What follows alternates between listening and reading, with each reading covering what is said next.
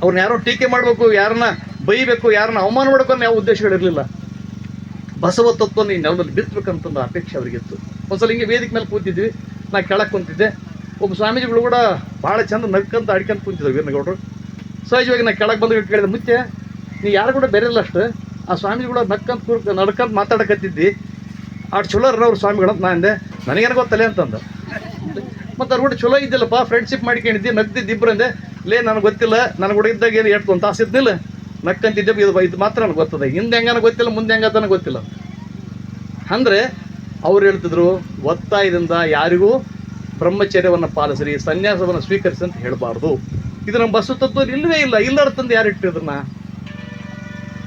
ಅಗತ್ಯ ಇಲ್ಲ. ಇದು ಯಾರೋ ವಾಲಂಟ್ರಿಲಿ ಐಚ್ಛಿಕವಾಗಿ ನಾವು ಅದು ಸನ್ಯಾಸಿ ಆಗಿರ್ತೀವಿ, ಮದುವೆ ಮಾಡಿಕೊಳ್ಳೋದು ಸರಿಯಪ್ಪ. ಸುಮ್ಮನೆ ತಗೊಂಡು ಮುಂದೆ ಯಾಕೆ ತೋರ್ತೀರಿ ಇದನ್ನು? ಇದರಿಂದ ನಮ್ಮ ತತ್ವಗಳಿಗೆ ಹಿನ್ನಡೆ ಆಗ್ತದೆ ಅಂತ ಹೇಳ್ತಿದ್ರು. ಬಹುಶಃ ಇದು ಇವತ್ತು ನಮಗೆ ಅನೇಕ ದೃಶ್ಯ ಮಾಧ್ಯಮಗಳನ್ನು ನೋಡಿದ್ರೆ ನಮ್ಗೆ ಗೊತ್ತಾಗ್ತೈತೆ. ಈಗ ಭಾಳ ಮಂದಿ ಒಳ್ಳೊಳ್ಳೆ ಕೆಲಸ ಮಾಡಿದಾರೆ. ಇಡೀ ಅವ್ರ ಆಯುಷ್ಯವನ್ನು ಇದಕ್ಕೆ ಕಳೆದಾರ. ಎಲ್ಲ ಕಡೆಗಳು ಈ ಸೆಂಟರ್ಗಳನ್ನು ಮಾಡ್ಯಾರ, ಬಸವ ತತ್ವವನ್ನು ಪಸರಿಸ್ಯಾರ. ಅದರಲ್ಲಿ ಎರಡು ಮಾತುಗಳಿಲ್ಲ. ಅವ್ರ ವಚನ ಗೀತೆಗಳನ್ನ ಹಾಡಿಸ್ಯಾರ, ಅನೇಕ ನಾಟಕಗಳೆಲ್ಲ ಕಡೆ ಇಡೀ ರಾಜ್ಯ ತುಂಬ ಓಡಾಡಿತ್ತು. ಆದರೆ ಒಂದು ಸಣ್ಣ ತಪ್ಪಿನ ಕಾರಣಕ್ಕಾಗಿ ಇಡೀ ಅವರ ಭವಿಷ್ಯ ಮತ್ತು ಬಸವ ತತ್ವವನ್ನು ನೆಚ್ಚಿದಂಥವ್ರಿಗೆ ಸ್ವಲ್ಪ ಅವಮಾನ ಆಗೋಂಗೆ ರೀತಿ ಆಯಿತು. ಇದು ಯಾಕೆ ಮಾಡ್ಬೇಕು ನಾವು? ಇದು ಮಾಡಬಾರ್ದಲ್ಲ. ಇದ್ರ ಬಗ್ಗೆ ಅವರು ಆಲೋಚನೆ ಮಾಡೋದಲ್ಲ, ನಾವು ಆಲೋಚನೆ ಮಾಡೋ ಭಕ್ತರು. ಸ್ವಾಮೀಜಿಗಳಾದ್ರೆ ಹಿಂಗೆ ಇರ್ಬೇಕಂತ ನಾವೇನು ಮಾಡ್ತೀವಲ್ಲ, ಅದು ನಮಗೆ ತಪ್ಪಿದೆ. ಎಲ್ಲಿ ಕೂಡ ನೋಡಿ, ಶರಣರ ಬಸವಣ್ಣವ್ರ ಮದುವೆ ಆಗಿಲ್ವ, ಹಡಪದಪ್ಪನವ್ರ ಮದುವೆ ಆಗಿಲ್ಲ, ಅಂಬಿಗರ ಚೌಡಣ್ಣವ್ರ ಮದುವೆ ಆಗಿಲ್ಲ. ಯಾರೋ ಒಬ್ರಿಬ್ರು ಬಿಟ್ಟಾರಪ್ಪ, ಬಿಡಲಿ, ಅವ್ರು ಬಿಟ್ಟರು, ಅವ್ರು ಐಚ್ಛಿಕದು. ಅವ್ರು ನಾವು ಪರ್ಸನಲ್ ಯಾಕೆ ನಾವು ತೊಗೊಂಡು ಇಲ್ಲಿ ಇದು ಮಾಡಬೇಕು? ಹೀಗಾದರೆ ನಮ್ಮ ತತ್ವ ಬೆಳಲಿಕ್ಕೆ ಸಾಧ್ಯ ಇಲ್ಲ. ಸ್ವಲ್ಪ ಇದು ವಿಕಸನಗೊಳಿಸ್ಬೇಕು. ಇದನ್ನು ನಾವು ಅರ್ಥ ಮಾಡಿಕೊಳ್ಬೇಕು. ಸರಿ, ಅವರು ನಮ್ಮಂಗೆಲ್ಲ, ಅವರು ನಮ್ಮಂಗೆ ಮನುಷ್ಯರು ತಾನೆ. ನಮ್ಗೆ ಹೆಂಗೆ ಆಸೆ ಆಕಾಂಕ್ಷೆಗಳು ಎಲ್ಲ ಇರ್ತಾವೆ, ಅವ್ರಿಗೆ ಇರ್ತಾವಲ್ಲ, ಅವ್ರು ಮನುಷ್ಯರಲ್ಲ ಅವರು. ಅದನ್ನು ಅರ್ಥ ಮಾಡಿಕೊಳ್ಬೇಕು. ತತ್ವಕ್ಕಾಗಿ ಯಾರು ಟೊಂಕ ಕಟ್ಟಿ ನಿಂತಾರ ಅವ್ರ ಜೊತೆಗೆ ನಾವು ನಿಲ್ಲಬೇಕು. ಅದೊಂದನೇ ಗೌಣ ಅಂತ ಮಾಡಬಾರ್ದು. ಒಂದು ವೇಳೆ ನೋಡ್ರಿ, ಅದು ಕಾಮ ಕೆಟ್ಟದಾಗಿತ್ತಂದರೆ ಆ ದೇವರು ನಮ್ಮಲ್ಲಿ ಯಾಕೆ ಸೃಷ್ಟಿ ಮಾಡಿದವನು? ಅವನಿಗೆ ದೂಷಣೆ ಮಾಡ್ಬೇಕಾಯ್ತು ನಾವು. ಹೆಣ್ಣು ಕನಿಷ್ಠ ಇತ್ತಂದರೆ ಹೆಣ್ಣನ್ನು ಯಾಕೆ ಸೃಷ್ಟಿ ಮಾಡಿದವನು? ಯಾಕೆ ಮಾಡಿದ? ಇದು ನಾವು ಪ್ರಶ್ನೆ ಮಾಡ್ಬೇಕಲ್ಲ. ಅದಕ್ಕೆ ಜನಿತಕ್ಕೆ ತಾಯಾಗಿ ಹೆತ್ತಳು ಮಾಯೆ, ಮೋಹಕ್ಕೆ ಮಗಳಾಗಿ ಹುಟ್ಟಿದಳು ಮಾಯೆ, ಕೂಟಕ್ಕೆ ಸ್ತ್ರೀಯಾಗಿ ಕೂಡಿದಳು ಮಾಯೆ ಇದು ಆವಾವ ಪರಿಯಲ್ಲಿ ಕಾಡಿತ್ತು ಮಾಯೆ. ಈ ಮಾಯೆಯ ಅಳವಡೆ ಎನ್ನಳವಲ್ಲ. ಈ ಮಾಯೆ ಅಂದರೆ ಕಳೆವಡೆ ಎನ್ನಳವಲ್ಲ. ಇದು ಮಾಯೆ ಅಂದರೆ ವೈದಿಕರ ಮಾಯೆ ಅಲ್ಲ. ಇಲ್ಲಿ ಮಾಯೆ ಅಂದರೆ ಇಲ್ಲಿ ಪ್ರೀತಿ ಅಂತ ಅರ್ಥ. ಈ ವೈದಿಕರ ಮಾಯೆ ಒಳಗಡೆ ಹೆಣ್ಣು ಮಾಯೆ, ಮುಟ್ಟಬೇಡ್ರಿ, ಅವ್ರಿಗೆ ಸನ್ನಿಪ ಹೋಗ್ಬೇಡ್ರಿ, ಸುಟ್ಟು ಬಿಡ್ತೀರಿ ನೀವು. ಆಕೆ ಚಂಚಲೆ, ನಮ್ಮ ಚಂಚಲೆ ಅವರಲ್ಲ, ನಾವು ಚಂಚಲೆ ಹಾಕೊಂಡು ಅವರು ನಮಗಿಲ್ಲ. ಹೆಣ್ಮಗಳ ಮೇಲೆ ಆರೋಪಿಸ್ತೀವಿ ಆಕೆ ಚಂಚಲೆ ಅಂತ. ಆಕೆ ಚಂಚಲಲ್ಲ, ಆಕೆ ನೋಡಿ ಚಂಚಲೆ ನಾವು ಆಗ್ತೀವಿ. ಯಾರು ಚಂಚಲೆ? ಅಸಲಿ ನಮ್ಮೊಳಗಡೆ ಧೈರ್ಯನೇ ಇಲ್ಲ. ಅಸಲಿ ಪುಕ್ಕವ್ರು ನಾವಿದ್ದೀವಿ, ಅಸಲಿ ಮೋಸಗಾರರು ನಾವಿವಿ. ಆದರೆ ಅದೆಲ್ಲ ಹೆಣ್ಮಕ್ಳು ತಲೆ ಕಟ್ತೀವಿ.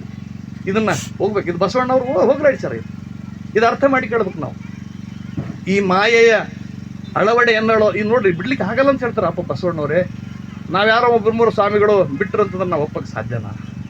ಒಪ್ಪಬೇಕಾ? ಆಲೋಚನೆ ಮಾಡ್ಬೇಕಲ್ಲ ನಾವು ಕೂಡ. ಇವೆಲ್ಲವೂ ಸಣ್ಣ ಸಣ್ಣ ಸಂಗತಿಯಾಗಿ ಕಾಣ್ತಿರ್ಬೋದು. ಇವೆಲ್ಲ ನಮ್ಮ ತತ್ವ ಪ್ರಸಾರಕ್ಕೆ ಅಡ್ಡಿಯಾಗಿವೆ, ಮುಳ್ಳು ಬೇಲೆಯಾಗ್ಯಾವು ಕೆಲವು ಕಡೆ. ಅದನ್ನು ಹೋಗಲಾಡಿಸುವಂಥ ಕೆಲಸ ಮಾಡೋದು. ನನಗೆ ಭಾಳಷ್ಟು ಜನ ಮಠಾಧೀಶರು ಭಾಳ ಅತ್ಯಂತ ಆತ್ಮೀಯರದಾರ. ಕೆಲವ್ರು ಹೇಳ್ತಾರೆ, ಏನಪ್ಪ ವಯಸ್ಸಾಯ್ತಪ್ಪ ವಿಶ್ವರಾಜ್ಯ, ಈಗ ಏನು ಮಾಡಪ್ಪ, 60 ಆಯ್ತಪ್ಪ, ಏನು ಬಿಡು, ಆಯ್ತಾ ಮೊದಲಿದ್ದದ್ದು ಇದು ಹೇಳಿದೆ ಮಾಡ್ಕೊಂತಿದ್ವಿ ಅಂತಾರೆ. ಸುಳ್ಳಲ್ಲ ಇದು ಹೇಳೋದು. ಅಪಹಾಸ್ಯ ಮಾಡೋಕ್ಕತ್ತಿನ ಈ ಮಾತನ್ನು ಹೇಳಕತ್ತಿಲ್ಲ. ಅವ್ರ ಮೇಲೆ ಪ್ರೀತಿ ಕಾಳಜಿಗಳಲ್ಲಿ ಈ ಮಾತನ್ನು ಹೇಳ್ತಾ ಇದ್ದೀನಿ. ಅವ್ರ ಮೇಲೆ ಗೌರವದಿಂದಲೇ ಈ ಮಾತನ್ನು ಹೇಳ್ತಾ ಇದ್ದೀನಿ. ತಿದ್ದಿಕೊಳ್ಳಬೇಕಾದ ಅವರಲ್ಲ, ನಾವು ಬದಲಾಗಬೇಕು. ಆಮೇಲೆ ಪ್ರತಿ ಹೆಜ್ಜೆಗೂ ನಾವು ನಿಯಮಗಳನ್ನು ಮಾಡ್ತೀವಿ, ನಿತ್ಯಗಳನ್ನು ಮಾಡ್ತೀವಿ. ಅದು ಅಗತ್ಯ ಇಲ್ಲ ನಮಗೆ. ಅಂದು ಇಂದು ಮತ್ತೊಂದನೇ ಬೇಡ, ದಿನವೆಂದೇ ಶಿವ ಶರಣೆಂಬವಂಗೆ, ದಿನವೆಂದೇ ಹರ ಶರಣೆಂಬವಂಗೆ ಅಂತ ಶರಣ ಹೇಳರ. ವಾರ ತಿಥಿ ಮಿತಿ ನಾವೆಲ್ಲವುಗಳನ್ನು ಮೀರಿದವರು ನಾವು. ವೇದ ಮಾರ್ಗವ ಮೀರಿದ ಮಹಾವೇದಿಗಳು ಲಿಂಗವಂತರು, ಶಾಸ್ತ್ರ ಮಾರ್ಗವ ಮೀರಿದ ಮಹಾಶಾಸ್ತ್ರಜ್ಞರು ಲಿಂಗವಂತರು, ಪುರಾಣ ಮಾರ್ಗವ ಮೀರಿದ ಮಹಾಪೌರಾಣಿಕರು ಲಿಂಗವಂತರು. ಲಿಂಗವಂತರ ನಡೆ ನುಡಿ ಭಿನ್ನ ಕಾಣಿಬೋ ಅಂತ ನಗೆಮಾರಿ ತಂದೆ ಹೇಳ್ತಾರೆ ಖಚಿತವಾಗಿ. ಇಷ್ಟು ಒಂದು ಉನ್ನತವಾದ ಒಂದು ಸ್ಥಾನ ಇದೆ, ಉನ್ನತವಾದ ಒಂದು ಗೌರವ ನಮ್ಮ ಬಗ್ಗೆ ಶರಣ ಇಟ್ಕೊಂಡಿದ್ದಾರೆ. ಅದನ್ನು ನಾವ್ಯಾರೂ ಬಲ್ಲಿಪಾಲನೆ ಮಾಡಲಿಕ್ಕೆ ರೆಡಿ ಆಗ್ತದೆ. ನಿಜಕ್ಕೂ ಆತಂಕದ ಸಂಗತಿನೇ ಇದು. ಕೊರಳಗ ಬೇಕಾದಷ್ಟು ಲಿಂಗ ಇರ್ತದೆ. ಮತ್ತು ಎಲ್ಲ ಗುಡಿಗಳಿಗೆ ಹೋಗೋರೆ, ಎಲ್ಲ ಗುಡಿಯಾಗ ನೋಡ್ತೀವಿ ಲಿಂಗಾಯತರು ಇರ್ತಾರೆ ಹಂಗೆ ಹೆಚ್ಚು ಕಡಿಮೆ. ಕಟ್ಟಿದ ಲಿಂಗವ ಕಿರಿದು ಮಾಡಿ ಬೆಟ್ಟದ ಲಿಂಗಕ್ಕೆ ಹೋಗಿ ಹೊಟ್ಟೆ ಅಡಿಯಾಳಾಗಿ ಬೀಳುವ ಲೊಟ್ಟೆ ಮೂಳರ ಕಂಡರೆ ಎಡಗಾಲದ ಪಾದರಕ್ಷೆ ತಗೊಂಡು ಲಡಲಡನೆ ಹೊಡಿ ಅಂದದ್ದು ನಂಬಿಗರ ಚೋಳೆ. ಸಾಕು ಒಂದು ವಚನ. ಆದ್ರೆ ನಾವು ಲಿಂಗನ ಕಟ್ಕೊಂತೀವಿ, ಆ ಕಡೆ ಆ ದೇವ್ರ ಸಂಬಂಧ ಇಟ್ಕೊಂಡಿರ್ತೀವಿ. ದೇವ್ರ ಸಂಬಂಧ ಇಟ್ಕೊಳ್ಳೋಕೆ ಏನು ಮಾಡೋಕ್ಕೆ ಸಾಧ್ಯನೋ? ಎಲ್ಲೇ ಒಂದು ಕಡೆ ನಿನ್ನೆ ಮೊನ್ನೆ ನೋಡಿದೆ ಒಂದು ಸಾಮಾಜಿಕ ಜಾಲತಾಣದಲ್ಲಿ, ಕಾಲಿಗೆ ಬೀಳೋದು ದೊಡ್ಡದಲ್ಲ, ನಿನ್ನ ಕಾಲ ಮೇಲೆ ನಿಂದ್ರೆ ನೀ ದೊಡ್ಡದಂತ ಅಂಬೇಡ್ಕರ್ ಹೇಳ್ತಾರೆ. ಕಾಲಿಗೆ ಬೀಳೋದು ದೊಡ್ಡದಲ್ಲ, ಎಂತ ಬ್ಯೂಟಿಫುಲ್ ನೋಡ್ರಿ. ಒಂದು ಮಾತು ಅಂತಲ್ಲ, ಮಾತು ಮುತ್ತಿನ ಹಾರ ಅಂತಲ್ಲ, ಇದು ಮುತ್ತಿನ ಹಾರನೇ. ಇದು ನುಡಿದರೆ ಮುತ್ತಿನ ಹಾರದಂತಿರಬೇಕು, ನುಡಿದರೆ ಮಾಣಿಕ್ಯದ ದೀಪ್ತಿ ಅಂತಿರಬೇಕು, ನುಡಿದರೆ ಸ್ಫಟಿಕದ ಸಲಾಕಿ ಅಂತಿರಬೇಕು, ನುಡಿದರೆ ಲಿಂಗ ಮೆಚ್ಚಿ ಹೌದೌದಿರಬೇಕು. ನೋಡ್ರಿ ಅಂಬೇಡ್ಕರ್ ಅವ್ರ ಮಾತು ಹೆಂಗಿದೆ ನೋಡ್ರಿ. ಕಾಲಿಗೆ ಬಿಡೋದಲ್ಲ, ನಿನ್ನ ಕಾಲಿ ಮೇಲೆ ನೀನು ನಿಂತ್ಕೊಳ್ಳೋದು ಭಾಳ ದೊಡ್ಡದು. ನಿನಗೆ ನೀನೇ ಬೆಳಕಂತ ಹೇಳ್ತಕ್ಕಂಥ ಬುದ್ಧ ಹೇಳ್ತಕ್ಕಂಥದ್ದು. ತನ್ನ ಮುಂದಿನ ದೀವಿಗೆಯನ್ನು ತಾನೇ ಮುಡಿಸಿಕೊಳ್ಳದ ದೇವರು ನನ್ನ ಬದುಕಿನ ದೀವಿಯನ್ನು ಮುಡಿಸಬಲ್ಲನೆ ಅಂಬೇಡ್ಕರ್ ಅವ್ರು ಕೇಳ್ತಾರೆ. ತನ್ನ ಮುಂದಿನ ದೀಪ ತಾನು ಮುಡಿಸಬಲ್ದು, ನನ್ನ ದೀಪ ಏನು ಮುಡಿಸ್ತದ? ಅವು ನಾವು ತಂದು ದೇವರುಗಳು, ರೊಕ್ಕ ಕೊಟ್ಟು ತಂದೀವಿ, ಖರೀದಿ ತಂದೀವಿ. ಅರಗು ತಿಂದು ಕರಗುವ ದೈವವ, ಉರಿಯ ಕಂಡರೆ ಮುರುಟುವ ದೈವವ, ಅಂಜಿಕೆಯಾದರೆ ಹೂಳುವ ದೈವವ, ಅವಸರ ಬಂದರೆ ಮಾರುವ ದೈವವ, ಎಂತೂ ಸರಿ ಎಂಬೆನಯ್ಯ. ಇವು ಕಾಕಪುಗ್ಗ ದೇವರಿಂದ ನಾವು ಬೆನ್ನತ್ತೀವಿ.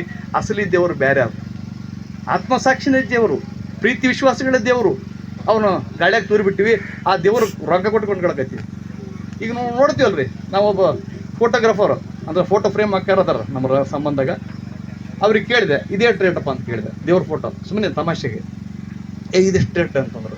ಅದೆಷ್ಟು ಅಂತೆ, ಅದಷ್ಟು ರೇಟ್ ಅಂತ. ಒಂದೇ ದೇವ್ರೆ, ಅದಕ್ಕೆ ಫ್ರೇಮ್ ಚಲೋ ಅದ, ಇದಕ್ಕೆ ಫ್ರೇಮ್ ಸ್ವಲ್ಪ ಕನಿಷ್ಠ ಅದು. ಅವ ದೇವ್ರು ಮಾರ್ತೇನೆ ಅಂತೆ, ನಾನೇಕೆ ಮಾರಲಿ ಮತ್ತು ರೇಟಕ್ಕೆ ಯಾರು ಕೊಡ್ತಾರಂತಂತ. ದೇವ್ರು ಮಾರಕತ್ತೀವಿ ನಾವು. ದೇವ್ರ ಫೋಟೋಗಳನ್ನು ಕಟ್ಟಾಕಿ ದುಡ್ಡಿಗೆ ಮಾರಕತ್ತೀವಿ. ದೇವ್ರು ಮಾರ ನಾವು, ಬರೋ ನಮಗಿಲ್ಲ, ಮಾರಾಟಕ್ಕೆ ಸಿಗತ್ತ ದೇವರು. ಜಗದಗಲ ಮುಗಿಲಗಲ ಮಿಗಿಯಗಲ ನಿಮ್ಮಗಲ ಪಾತಾಳದಿಂದ ತತ್ತ ಬ್ರಹ್ಮಾಂಡದಿಂದ ತತ್ತ ಅಗಮ್ಯ ಅಗೋಚರ ಅಪ್ರಮಾಣ ಲಿಂಗವೇ ನನ್ನ ಕನಸದಲ್ಲಿಗೆ ಬಂದು ಚುಡುತ್ತಾದಿರಲಿ. ಇದು ನಮ್ಮ ಕೈಯಾಗಿ ಇಟ್ಕೊಂಡಿವಿ, ಆ ದೇವ್ರಿಗೆ ನಾವು ಕಂಡಿವಿ.